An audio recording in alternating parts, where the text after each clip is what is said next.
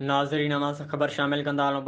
बडाणी में चोरियुनि जो औज़ार घटिजी न सघियो। म्याणी एट बडाणी थाणे जी हद ॻोठ मोहम्मद रमज़ान भुट्टो में राति देर सां नामालूम चोर बख्शापुर एट बडाणी प्रेस क्लब जे सदर अब्दुल्ला भुट्टो जे घर अंदरि घिरी भलोड़ में चोरी करे फ़रार थी विया।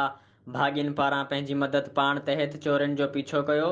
चोर दरिया पार करे कच्चे तरफ़ फ़रार थी विया। हद पुलिस खे इतला करण बाद बि पुलिस 2 कलाकनि बाद जाइ वारदात ते पहुती। वाज़े रहे त 1 साल पहिरियां बि बडाणी जे सीनियर सहाफ़ी अब्दुल्ला भुट्टो जी हिक में चोरी करे विया हुआ। चोरी थियल में पुलिस हिन वक़्त ताईं रिकवर न कराए सघी ऐं वरी अॼु राति देर सां नामालूम चोर ॿी में चोरी कई वई आहे। म्याणी एट बडाणी पुलिस अगोर निंड सुतल वारसन SSP कश्मीर अमजद अहमद शेख खां मुतालबो कयो आहे जल्द चोरी थियल में वापसि कराई वञे।